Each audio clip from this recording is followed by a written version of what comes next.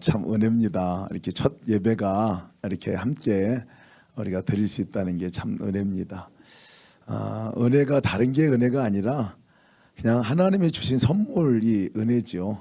그래서 오늘 말씀도 은혜와 평강이 너에게 있을지어다 하시는 이 말씀을 우리에게 주셨어요. 빌립보서 시작하면서 주시는 말씀인데 수련회를 준비할 때 하나님께 기도할 때 그런 마음을 주시더라고요. 오늘 갑자기 기도하는데 준비보다 은혜다라고 이렇게 얘기하셨어요.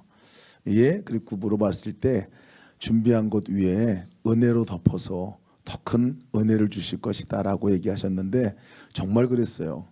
여러 가지 부족한 점도 있지만 하나님께서 정말 친히 모든 과정들을 인도해 주시고 거의 뭐 혹한기 훈련할 각오로다가 침낭과 모든 걸 다 싸가지고 왔는데 따뜻하게 또 인도해 주시고 잘 자게 해주시고 먹게 해주시고 이 가운데서 정말 우리가 함께 그리스도의 사랑도 나누고 말씀도 나누고 하나님이 또 올해 어떻게 살아가야 될 것인가에 관한 비전도 주시고 우리 키즈 50 우리 아이들 정말 또 즐겁게 놀기도 하고 또 하나님 말씀 안에 거하기도 하고 돌아보면 이것은 이제 하나님의 완벽한 작품이다라고 생각이 들었습니다.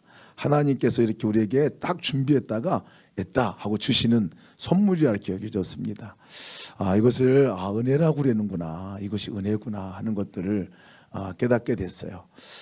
우리가 새해 맞이해서 이제 서로에게 축복의 인사를 하잖아요. 새해 복 많이 받으세요 인사를 해요, 그죠? 근데 영혼 없이 얘기할 때가 많습니다. 근데 진짜 이 새해 복을 빌어주는 우리 말이 뭘까 생각해 보면 오늘 읽은 말씀이에요. 바울 사도가 빌립보 교회에게 은혜와 평강이 너에게 있을지어다 하고 얘기하는 이 축복의 말, 우리도 옆에 사람들하고 함께 그 축복의 말을 빌어줬으면 좋겠어요. 하나님의 은혜와 평강이 있을지어다 하고 한번 축복의 말을 빌어줄까요? 하나님의 은혜와 평강이 있을지어다. 아멘. 하나님의 은혜와 평강이 있을지어다. 여러분 은혜와 평강이 있기를 원합니다. 제가 여기 두 기둥을 갖다 놨는데 올 한 해 우리와 삶 가운데서 이 두 기둥과 같이 우리에게 따라올 또 동반할 동반자인 이 두 단어가 바로 은혜이고 평강이에요. 오늘 그것을 함께 우리가 보기를 원합니다. 1년 내내 은혜와 평강이 우리에게 따라올 거예요. 동반자와 같이 떠나지 않고 따라올 겁니다. 꽉 붙으시기 바랍니다. 평생의 우리의 동반자는 하나님의 은혜 그리고 하나님의 평강이에요.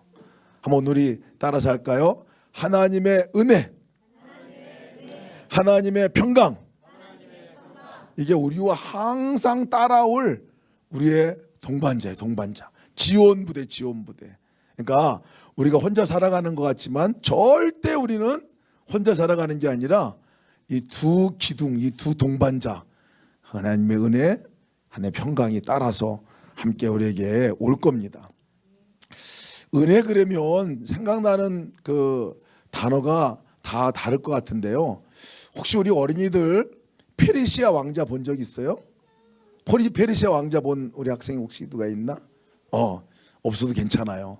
내가 얘기를 해주려고 하니까 지금 거기 이야기는 너무 아주 재미있는 스펙타클한 이야기이긴 한데 제가 제일 인상 깊었던 얘기는 뭐냐면 그 페르시아 왕자가 이전에 누구였느냐 보니까 어릴 적에 막 시장통에서 막 다니고 막 정말 거지같이 지내고 또 정말 거기서 다른 사람들을 어렵게 만들기도 하고 정말 그야말로 이게 거지같이 지냈던 이 한 아이가 나와요.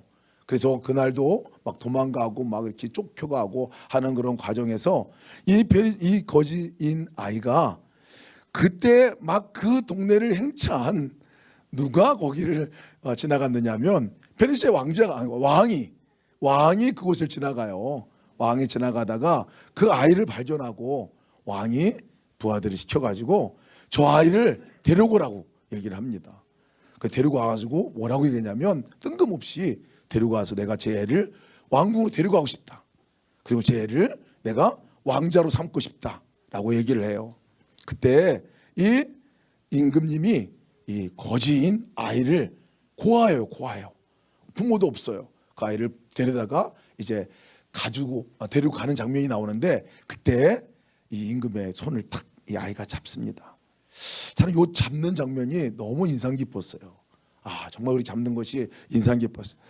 그 왕이 내민 손을 이 아이가 잡고 거기서 올라와서 이제 왕궁으로 돌아왔어요. 왕궁으로 돌아왔는데 문제가 생겼어요.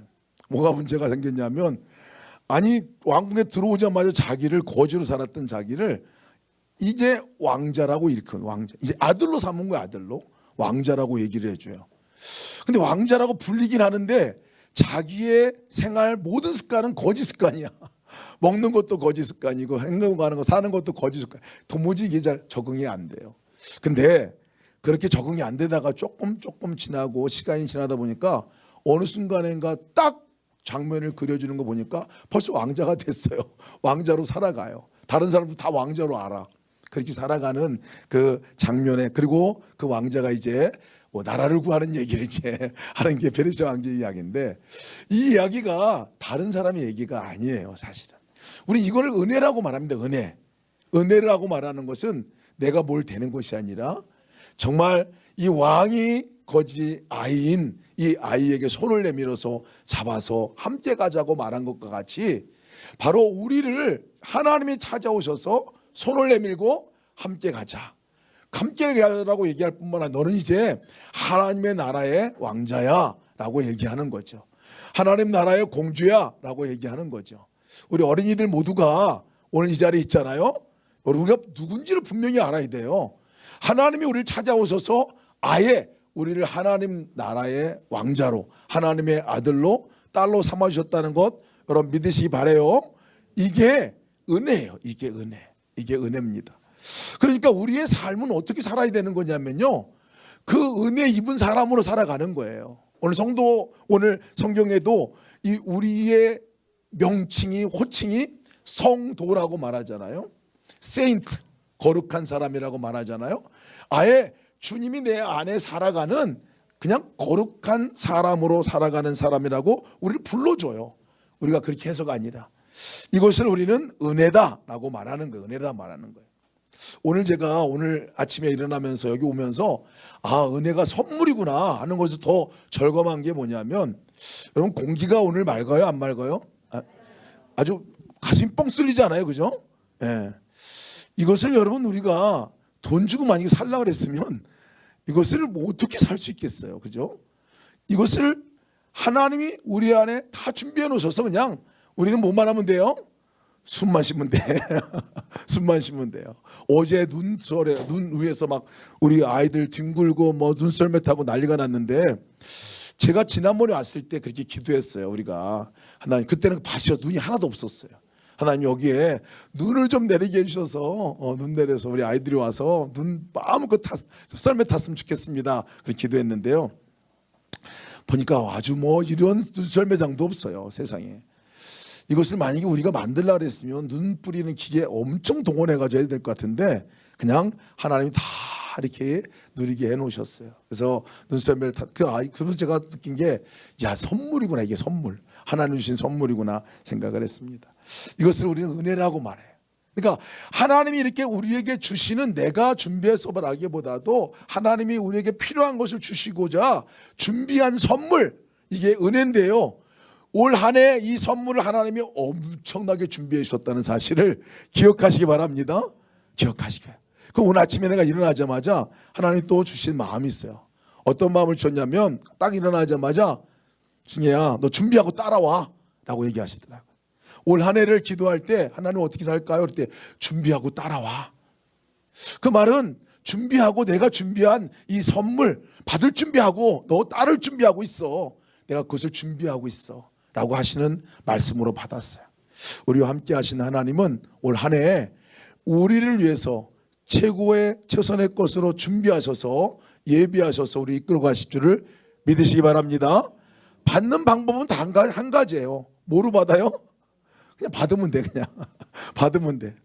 우리가 주님이 찾아오신 거, 우리가 주님 여기 오세요 라고 얘기한 것으로 우리 자녀가 되었어요. 임마누엘 하신 주님이 우리와 함께 하신다고 그랬어요. 주님께서 우리의 앞길을 인도하시고 예비하신다고 그랬어요. 여호와 이레 하나님께서 앞에 가서 미리 준비하셔서 우리를 거기를 초청하신다. 우리가 할 것은 그냥 따라만 가면 되는 거이잖아요. 그래서 여러분, 은혜는요 누려야 진짜 은혜입니다. 누려야 은혜요. 근데 그 은혜가 여러분 누구라고 얘기하십니까? 은혜가 주님이시죠. 아예 통째로 우리에게 선물을 주셔서 나 가져라 라고 얘기하신 거거든요. 나 네 거야 라고 얘기하신 거예요. 주님이 우리 올 한 해 동안 가장 놀라운 선물 가운데 나 네 거니까 네가 함께 같이 가자 라고 얘기를 하시는 거예요. 그 주님을 받으시길 바랍니다.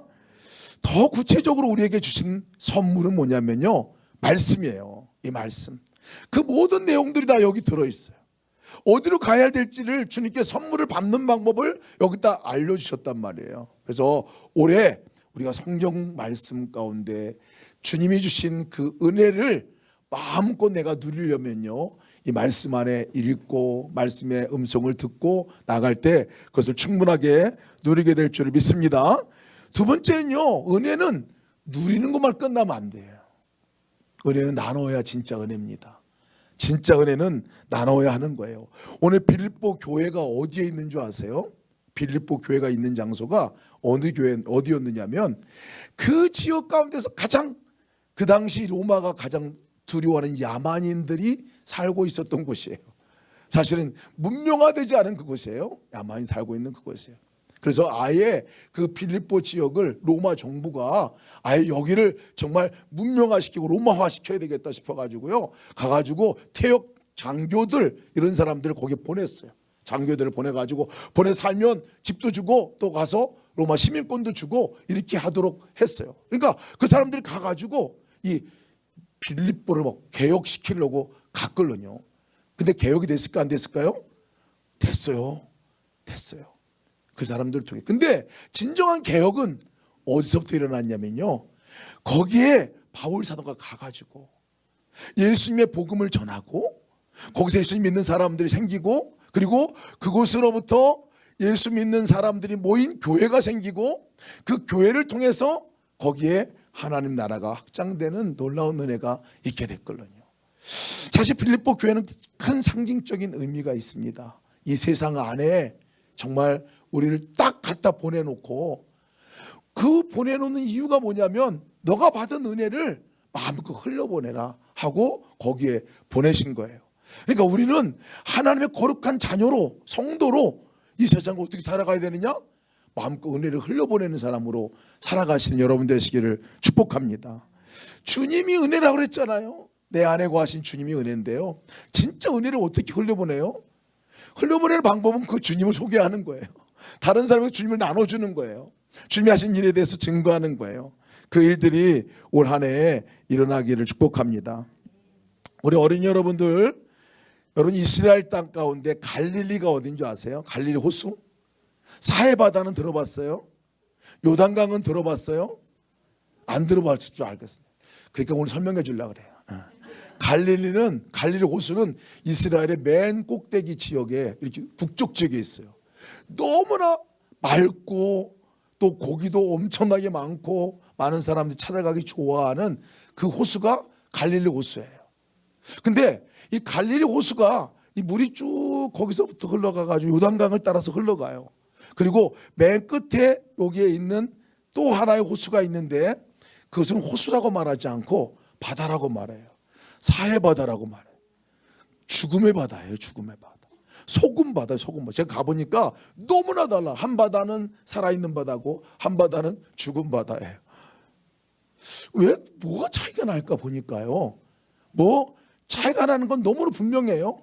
갈릴리 호수는 그 위에서 이 자기가 저 헐멀산에서 오는 그 맑은 물이 흘러 들어오는데, 그 맑은 물이 흘러 들어오는 것을 계속해서 요단강으로 통해 가지고 밑으로 흘려 보내요. 그러니까 이 호수는 살아있는 호수가 돼요. 근데 요단강을 통해서 이렇게 쫙 사해바다를 맨 끝에 보니까 거기는 그냥 강물, 이 바다, 이 물이 굉장히 많이 들어오긴 하는데요, 들어오면 다 나갈 데가 없어요. 그래서 거기에서 머물러 사실 죽은 바다가 되는 거예요. 고기가 살지 않습니다. 생물이 살지 않아요. 그런 바다가 됩니다.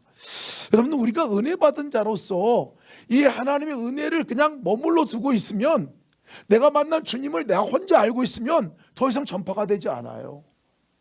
이런 전파하고 전하는 통로가 되는 여러분 되시기를 축복합니다. 주님이 우리 안에 오셔서 하신 일은 사랑이었거든요. 은혜는 사랑이에요. 근데 사랑을 우리가 어떻게 흘려보내고 어떻게 전할 수 있을까?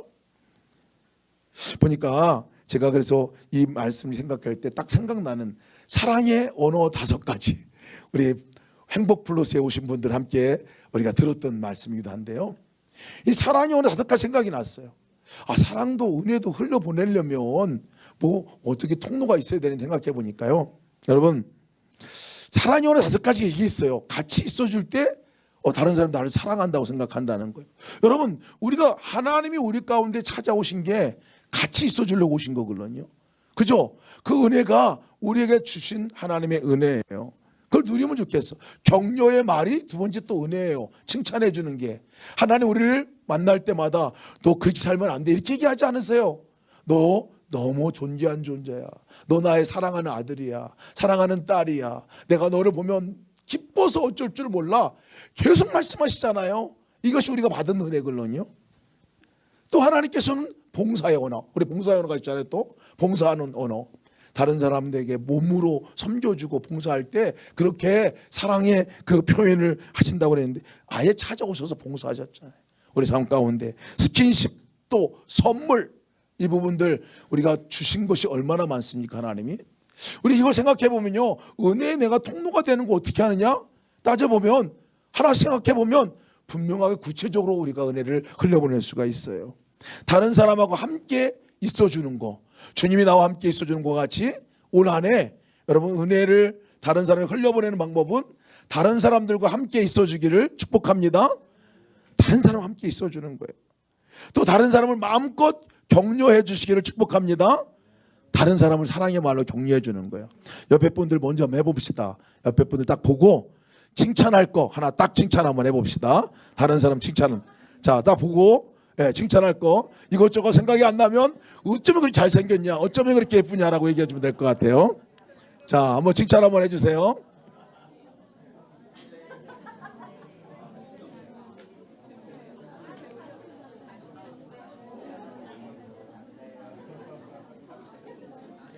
우리 주은이는 어쩌면 그렇게 의젓하게 저렇게 멋지게 앉아 있는지 축복합니다. 우리 주은이.